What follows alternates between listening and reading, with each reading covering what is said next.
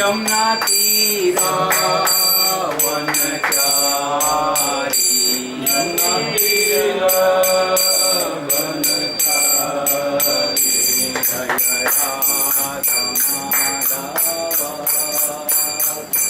कुंज बिहारी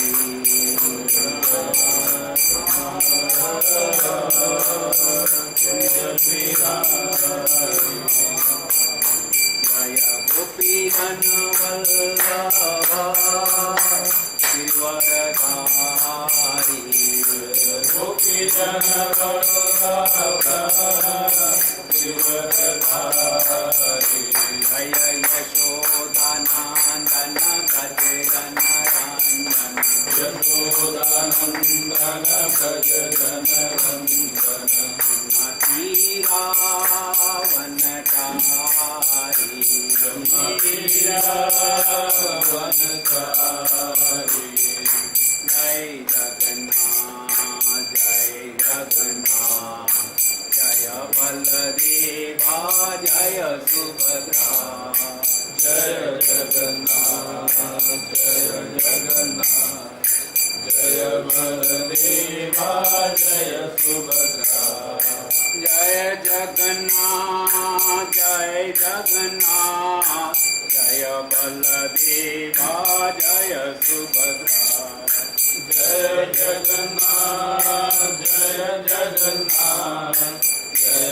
बलदेवा जय सुभद्रा जय जगन्नाथ जय जगन्नाथ जय बलदेवा जय सुभद्रा जय जगन्नाथ जय जगन्नाथ जय बलदेवा जय सुभद्रा जगन्नाथ स्वामी नयन पथगामी नयन पथगामी भवा तुम्हें जगन्नाथ स्वामी नयन पथगामी नयन पथगामी भवा तुम्हें जगन्नाथ स्वामी नयन पथगामी नयन पथगामी भवा तुम्हें जगन्नाथ स्वामी नयन पथगामी नयन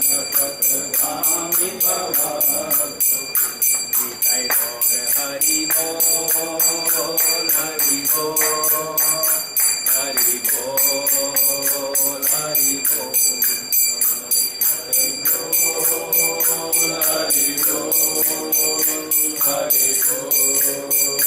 हरि बोल जय जय प्रभुपाद प्रभुपाद प्रभुपाद प्रभुपाद जय प्रभुपाद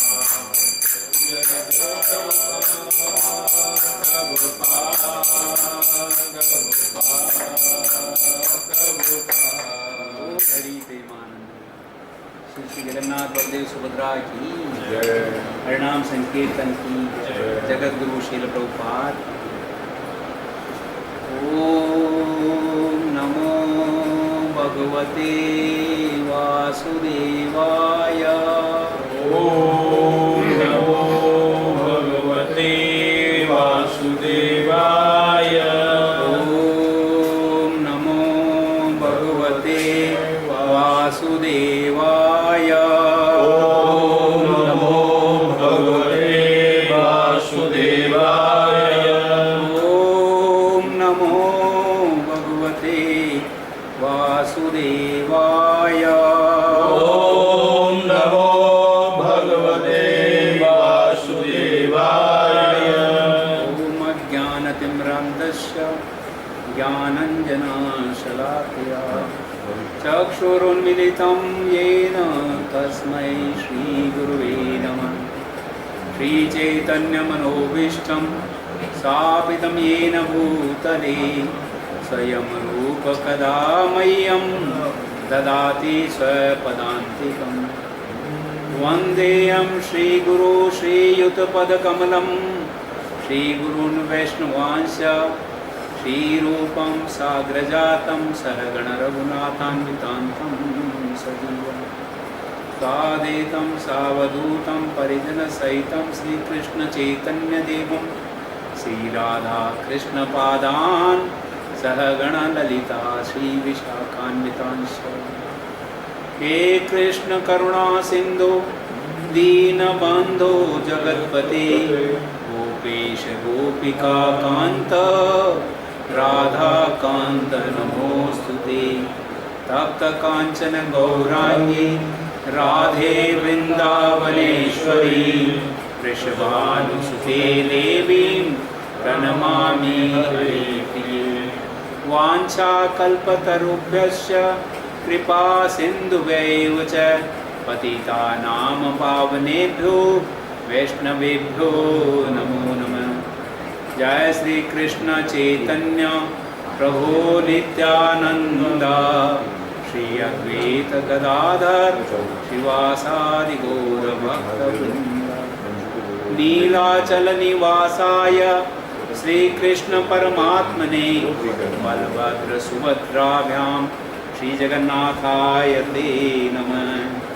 हरे कृष्णा कृष्णा कृष्णा हरे हरे हरे राम राम राम हरे हरे।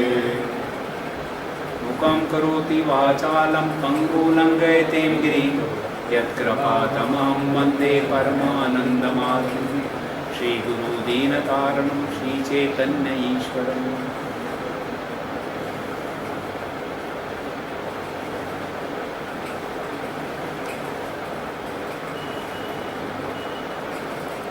श्री जगन्नाथ बलदेव सुभद्रा मैया की जय। तो श्री जगन्नाथ जी की असीम अनुकंपा से उन्हीं की लीलाओं को हम यहाँ श्रवण कर रहे हैं और बिना ठाकुर जी की कृपा की ये संभव नहीं। जब तक ठाकुर जी कृपा नहीं करेंगे तब तक उनकी लीलाओं को समझना तो दूर की बात है, बोलना भी बड़ा मुश्किल है। लेकिन ठाकुर जी की ऐसी असीम अनुकंपा है कि हम यहाँ बैठ कर के पिछले 3 दिन से श्री जगन्नाथ जी की परम आनंद देने वाली लीलाओं का हम श्रवण करते हैं। तो आज का जो विषय है वो जगन्नाथ जी की कृपा का अनुभव करने का दिन है कि किस प्रकार से ठाकुर जी अपने भक्तों के प्रति जो भक्त वत्सलता का जो भाव है वो हमें देखने को मिलेगा। इतनी सुंदर लीलाएं हैं भगवान की और जिससे ये पूर्ण विश्वास हो जाता है। अगर कोई नहीं जानता है या कोई नहीं मानता है, लेकिन इन लीलाओं को श्रवण करने के बाद में उसको ये लगेगा कि वास्तव में साक्षात ठाकुर जी जगन्नाथपुरी में विराजमान है। और इतना ही नहीं, वो अपने भक्तों के साथ में जो रेसिप्रोकेशन करते हैं और उनको जो आनंद प्रदान करते हैं और भक्तों को आकर के उनकी रक्षा जो करते हैं, तो इससे सब ऐसा लगता है कि ठाकुर जी अभी वहाँ विराजमान है और भक्तों की बातों को वो सुनते हैं और भक्तों के भावों को वो भावग्राही जनार्दन होने के नाते वो उनको रेलिश करते हैं। ठाकुर जी भी रेलिश करते हैं। ठाकुर जी को आनंद आता है अपने भक्तों के भाव को सुन करके और फिर वो भक्तों को भी आनंद देते हैं। तो आज की लीलाएं परम मधुर लीलाएं हैं। तो एक के बाद कई वैसे प्रसंग, हरि अनंत हरि कथा अनंता, भगवान अनंत हैं, उनकी लीला कथा अनंत है। और इतना सब कहने का तो हमारे मन में तो योग्यता है, लेकिन फिर भी जो कुछ भी आचार्यों की कृपा से जो कुछ सुना है और जो भक्तों के मुखारबिंद से सुना है, कुछ शास्त्रों को जो पढ़ा है, उसके अनुसार मैं कुछ कहने का प्रयास करूंगा। तो यहाँ पर अब जगन्नाथ जी की लीलाएं हम पिछले 3 दिन से जो सुन रहे हैं, आज एकदम हटकर के विषय है जहाँ भगवान जगन्नाथ वहाँ पर जगन्नाथपुरी में रहते हुए कोई भक्त कहीं पे भी हो, चाहे वो जरूरी नहीं कि जगन्नाथपुरी में रह करके प्रार्थना कर रहा हो, लेकिन अगर वो यहाँ बम्बई में है तो यहाँ भी अगर कोई प्रार्थना करता है तो ठाकुर जी उसके सुनते हैं, और कोई अगर दिल्ली में रह करके प्रार्थना कर रहा है तो उसकी बात भी भगवान सुनते हैं। तो ये बातें अब आज हमें सुनने को मिलेगी। तो आइए पहले हम लीला, एक छोटी सी लीला लेते हैं कि एक बार की बात है, जगन्नाथपुरी में एक बहुत ज़बरदस्त तूफान आने वाला था। समुद्र के अंदर में लहरें, उत्ताल लहरें उठ रही थी और इतना भयंकर तूफान आने वाला था। लेकिन जहाँ जगन्नाथ जी हैं वहाँ जगन्नाथपुरी में ये अनिष्ट कैसे हो सकता है? तो रात को देखा कि जब तूफान यहाँ अभी पहुँच जाएगा 2 घंटे के अंदर में, ऐसी उत्ताल तरंगे समुद्र में उठ रही थी। जगन्नाथपुरी के पास में समुद्र है बहुत बड़ा विशाल। तो वहाँ पे जब, और मेट्रोलॉजिकल डिपार्टमेंट और जितने मौसम विभाग है उन्होंने सब जगह बोल दिया पुरी वालों को कि भाई कृपया आप ऊंची जगह चले जाइए, कोई अन्यत्र स्थान। 2 दिन से ये अनाउंसमेंट हो रहा था कि 2 दिन बाद यहाँ पे तूफान स्ट्राइक करने वाला है, तो आप कृपया अपना व्यवस्था कर लीजिए ताकि आपका जान माल का नुकसान से आप बच जाएं, ऊंचे दूसरे स्थान पे चले जाइए। लेकिन वहाँ के जगन्नाथपुरी के जो वासी हैं वो पूरी छोड़ करके जाने को तैयार थे। वो जानते हैं जहाँ ठाकुर जी विराजमान हैं वहाँ क्या अनिष्ट हो सकता है। सब कुछ तो ठाकुर जी के केवल चिंतन मात्र से हो जाता है। तो ये इतना विश्वास है पुरी वालों को, तो उनका जैसा होगा देखा जाएगा। और फिर दूसरी बात उन्होंने ये सोचा कि अगर मान लो तूफान आएगा तो अल्टीमेटली मरना ही है ना, तो अगर हम पूरी धाम में रह करके अगर शरीर छोड़ेंगे तो हम सीधे भगवान के धाम ही जाएंगे। तो दूसरी जगह जाकर के मरने से तो अच्छा है कि यहाँ पुरी में रह करके ही मरे। देखिए कितनी उनकी दृढ़ता है। तो ये जब बात थी, जिस दिन तूफान में जब शाम को ये बताया गया कि आज ही रात को ये स्ट्राइक करने वाला है, तो भक्त लोग प्राय सोए नहीं, वो ज़्यादा जाग करके भगवान का कीर्तन करने लगे। जब आज ही तूफान आ रहा है और आज अनिष्ट होने वाला है तो बेटर टू डू द कीर्तन, let us send the holy name. कितना अच्छा भाव है। और मरते समय वैसे भी कीर्तन ही करना चाहिए, तो कितना अच्छा भाव से उन्होंने कीर्तन शुरू किया और जोर से। जितना ज़्यादा कीर्तन कर सकते थे, मतलब रोज रोज इतना नहीं करते थे, लेकिन जब ये सोचे कि आज लास्ट दिन है, आज तो कीर्तन करो। हम जगन्नाथ जी को छोड़ के कैसे जा सकते हैं? हमारे परम श्रेष्ठ, हमारे प्राणों से भी ज़्यादा प्रिय जो ठाकुर जी हमारे यहाँ विराजमान है, उनको छोड़ करके जाना हमारे बस की बात नहीं। उन्होंने कीर्तन शुरू किया और इधर पूरी रात जाते रहे।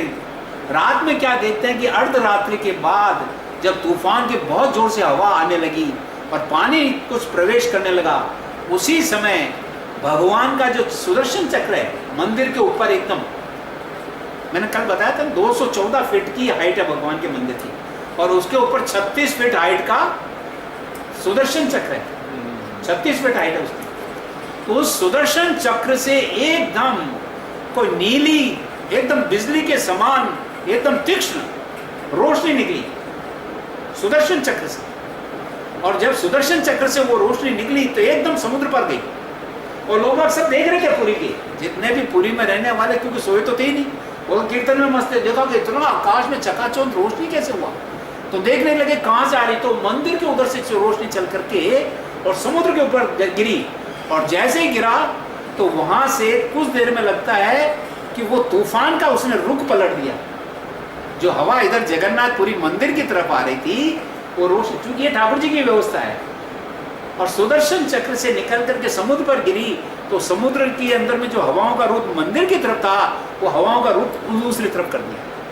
अब जैसे ही दूसरी तरफ रुख हुआ तो वहां से सारी लहरें दूसरी तरफ जाने लगी। और जो तूफान इधर आने वाला था, वो आपको ने कुछ सुना होगा, कुछ सालों पहले करीबन 2008 या 2006 के आसपास पैरादीप पोर्ट के पास में भयंकर तूफान आया। पैरादीप पोर्ट उड़ीसा का पोर्ट है, वहां पर ये तूफान जाकर के टकराया या पुरी के बजाय। तो भगवान ने उसका रुख मोड़ दिया। तो कहने का मतलब ये है कि जहाँ ठाकुर जी हैं वहाँ ऐसा कुछ अनिष्ट नहीं हो सकता। ये एक सुंदर सी छोटी लीला, लेकिन देखिए किस प्रकार से, और जिसको सारे पुरी वासियों ने देखा कि भगवान क्या नहीं कर सकते हो। और ये देख करके कि तूफान का रुख मुड़ गया है और तूफान जो जगन्नाथपुरी में आने वाला था वो दूसरी तरफ चला गया है, तो जगन्नाथपुरी के जितने वहाँ पे पुरी वासी हैं, जो धाम वासी हैं, उनको और ज़्यादा दृढ़ता हो गई कि ठाकुर जी की कृपा से ये सब कुछ हो सकता है। और जगन्नाथ जी का कीर्तन और जोर शोर से करने लगे। तो कितना सुंदर देखिए ठाकुर जी की लीला है।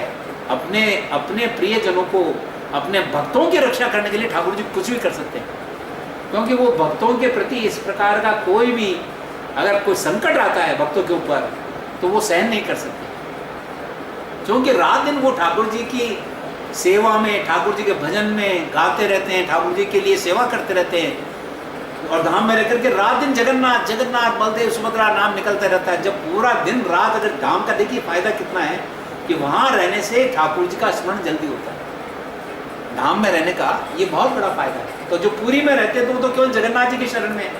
एकमात्र जगन्नाथ जी का ही तो मंदिर है जिसकी वजह से सारा संसार वहाँ आता है। तो ये सोच करके भगवान ये सुंदर लीला की और वहाँ से उस तूफान के रुख को मोड़ दिया और वो जाकर के पैरादीप पोर्ट के पास में वहाँ जाकर के वो तूफान टकराया। तो यहाँ पर जगन्नाथपुरी से सभी भक्तों की रक्षा हुई। तो इस प्रकार का ये पहला प्रसंग है। बोल जगन्नाथ बलदेव सुभद्रा मैया की। उसके बाद में दूसरी लीला कथा है जो सत्य घटना है, और ये मैंने साक्षात ट्रेन में सुनी थी। ये किसी बुक्स में नहीं है, लेकिन ये मैंने ट्रेन में सुनी थी, रियलाइजेशन। एक बार की बात है कि 2004 में मैं वहाँ से भुवनेश्वर से बम्बई आ रहा था। तो बम्बई आ रहा था तो मेरे कंपार्टमेंट में मेरे पास की सीट पर एक भक्त बैठे थे। तो ऐसे ही बातचीत होती, क्योंकि रास्ता लंबा है और आते जाते कुछ बात होती है। तो हमने उनसे हरे कृष्णा कहा, फिर कुछ देर बात हुई। बोला आप कहाँ से? मैंने कहा कि हम तो अभी मुंबई से हैं। बोला आप इस्कॉन वाले दिखते हैं, आपका तिलक बताता है। मैंने कहा वो जानते थे इस्कॉन को, सब जने जानते हैं, ये तिलक जो अगर दिख गया तो हरे कृष्ण वाले हैं। तो उन्होंने ऐसे बातचीत हो रही थी, तो उनसे बात होते होते जब बताया उन्होंने, वो चेन्नई के रहने वाले थे, थोड़ी बहुत हिंदी जानते थे। तो मैंने कहा आप कहाँ से आ रहे? बोला कि हम भी पुरी से आ रहे हैं। मैंने कहा आप रेगुलरली जाते हैं? तो कहा हाँ अभी जाने लग गए। मैंने कहा क्यों अभी जाने लग गए, पहले नहीं जाते थे? क्या बात हुई ऐसी, कोई विशेष? बोला कि हाँ एक हमारे जो मित्र हैं उनके साथ में बहुत विचित्र घटना घटी है। बोला अच्छा तो जरा सुनाइए, हमारी सुनने की उत्सुकता है। तब उन्होंने बताया कि देखिए मैं चेन्नई में जहाँ रहता हूँ तो हमारे ऑफिस में एक मुरुगन हाँ मुरुगन होते हैं।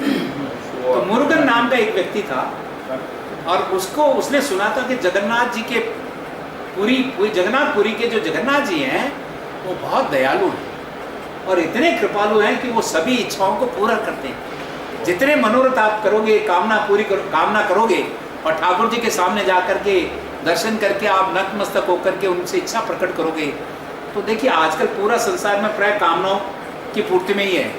सब आदमी ये चाहते हैं कि हमारी कामनाएं पूर्ति हुई।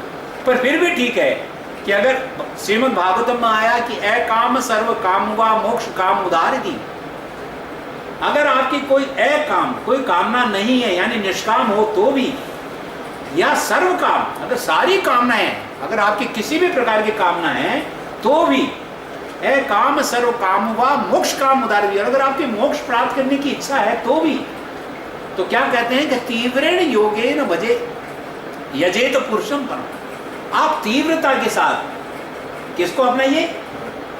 परम पुरुष भगवान श्री कृष्ण की शरण में जाकर के तीव्रता के साथ, भक्ति के साथ में, और जाकर के उनसे प्रार्थना करिए कि प्रभु मेरी ये कामना है, आप कृपया करके मेरी कामना को पूरी करिए। ऐसा श्रीमद् भागवतम में आया है। तो अगर किसी की कोई कामना है तो भी, नहीं है तो भी, और अगर कोई मुक्ति भी चाहता है तो मुक्ति के प्रदाता तो केवल मुकुंद है। मुक्ति और कोई दूसरे देवी देवता नहीं दे सकते। कोई देवी देवता मुक्ति नहीं। इंद्र के पास चले जाइए या दूसरे देवी देवताओं के पास चले जाइए, ब्रह्मा जी के पास चले जाएंगे, ब्रह्मा जी कहेंगे भाई ये डिपार्टमेंट मेरा नहीं है, ये डिपार्टमेंट केवल कृष्ण के पास, भगवान राम के पास, विष्णु भगवान के पास है, बस वो ही दे सकते हैं, मुक्ति प्रदाता वो हैं। तो ये एकदम जग जाहिर बात है। शिव जी के पास भी जाओगे तो शिव जी ये कहेंगे कि मुक्ति देने वाले तो वही है। हाँ अगर आपको कुछ धन चाहिए तो हमारे से मांग लीजिए। रावण को दिया था धन, पूरी लंका दे दी थी, दी धन। तो इस प्रकार से वो मुरुगन जो है उसके कुछ कामनाएं थी ऑफिस में जरा उसका प्रमोशन हो जाए तो प्रमोशन होने से पैकेज बढ़ जाएगा, जो भी होगी इच्छाएं, तो वो अपने परिवार के साथ में और बच्चों के साथ में पुरी आया। तो जब पुरी आया तो उसने बड़ा अच्छा लगा, हो इतना सुंदर विशाल मंदिर, एकदम शांत जगह, एकदम स्वच्छ वातावरण, कोई पोल्यूशन नहीं, कोई कुछ नहीं, कोई शोरगुल नहीं, और ठाकुर जी के सुंदर दर्शन किए और दर्शन करके आनंद में आ गया। बोला ओहो क्या बात है, जैसा ठाकुर जी के बारे में सुना वैसा ही ठाकुर जी, इतने बड़े विशाल नेत्र हैं और वो मेरे को देख रहे हैं। मतलब भाव उसका बहुत अच्छा था, क्योंकि जो कुछ थोड़ी सुकृति रही होगी तो उन्होंने जाकर के ठाकुर जी को प्रणाम किया, ठाकुर जी के दर्शन किए और फिर सोचा कि चलो अब ठाकुर जी के महाप्रसाद की महिमा बहुत है, बाहर चल करके आनंद बाजार में वहाँ प्रसाद पाते हैं, तो बैठ करके अपने परिवार के साथ में वहाँ प्रसाद पाए। और जब प्रसाद पा करके बाहर आकर के सीढ़ियों पे बैठे तो फिर सोचने लगे कि अब इच्छा नहीं कर रही जाने की, कुछ दिन और रुकते हैं। 2-3 दिन रुक करके, क्योंकि रिजर्वेशन लिया नहीं था, आए जब उन्होंने होटल में कमरा ले लिया लेकिन रिजर्वेशन नहीं लिया था, तो उन्होंने देखा अब चलो 2-3 दिन और रुकते हैं। तो उसकी पत्नी बोली नहीं 6 दिन रुकेंगे, अभी बच्चों की छुट्टियां हैं, क्या जल्दी है, इतना आनंद आ रहा है। तो बोला अच्छी बात है। तो उसने कहा 6 दिन बाद का रिजर्वेशन निकाल लेते हैं।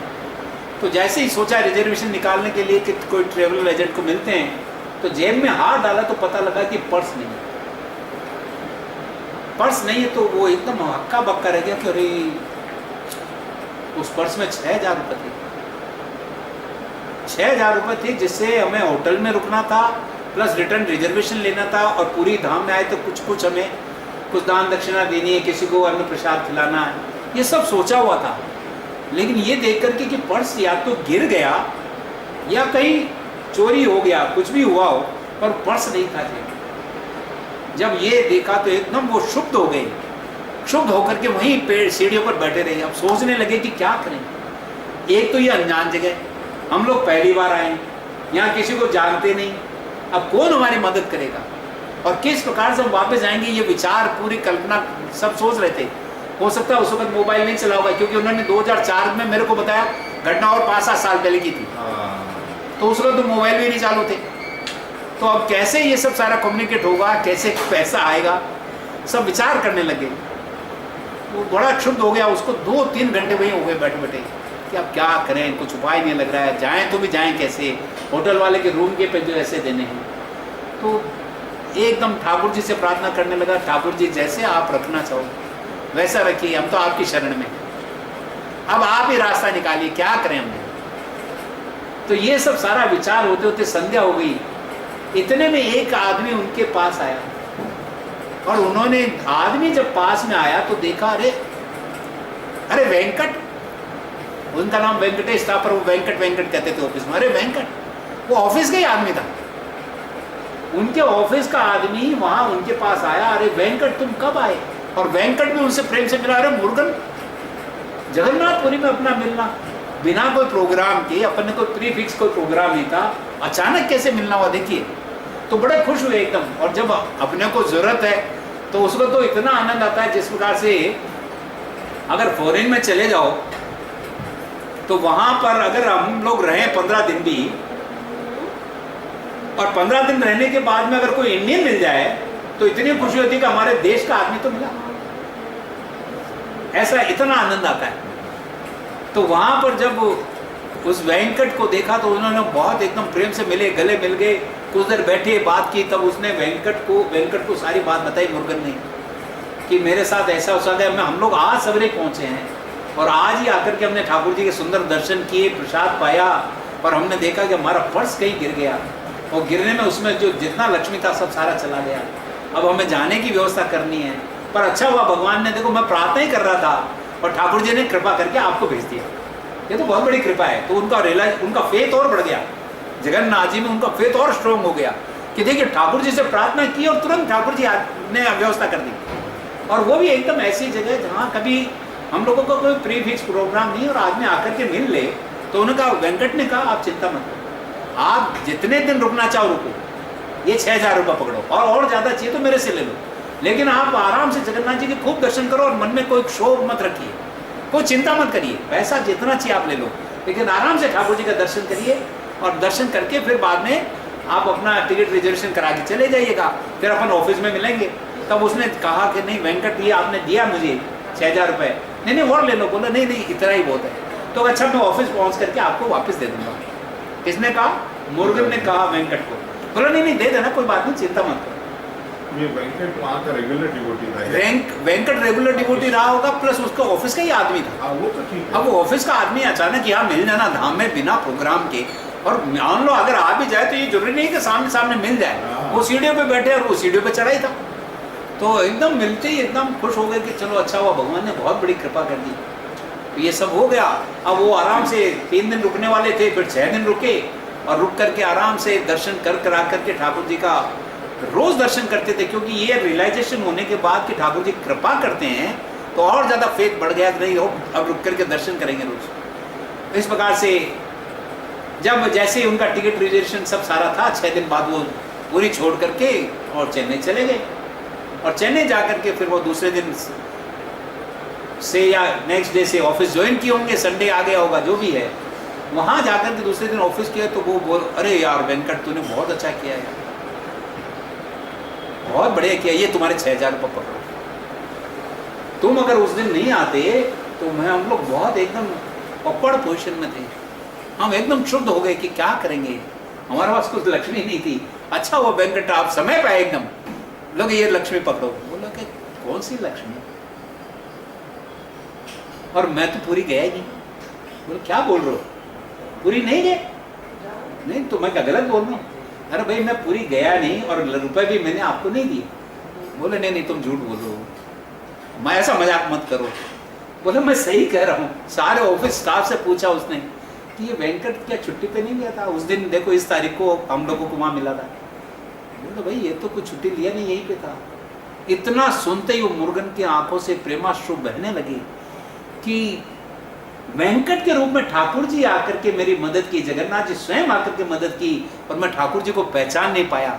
देखिए कितने ठाकुर जी दयालु, पर मैं कितना बदनसीब हूं कि ठाकुर जी के सामने और तो कोई था ही नहीं, वेंकट गया नहीं, वेंकट का रूप ऑफिस वाले का धर करके ठाकुर जी वहां आ गए और उसको आकर के उसको मदद की, क्योंकि वो ठाकुर जी के शरणागत थे। तो ये सुनकर के उसके प्रेमाश्रु आने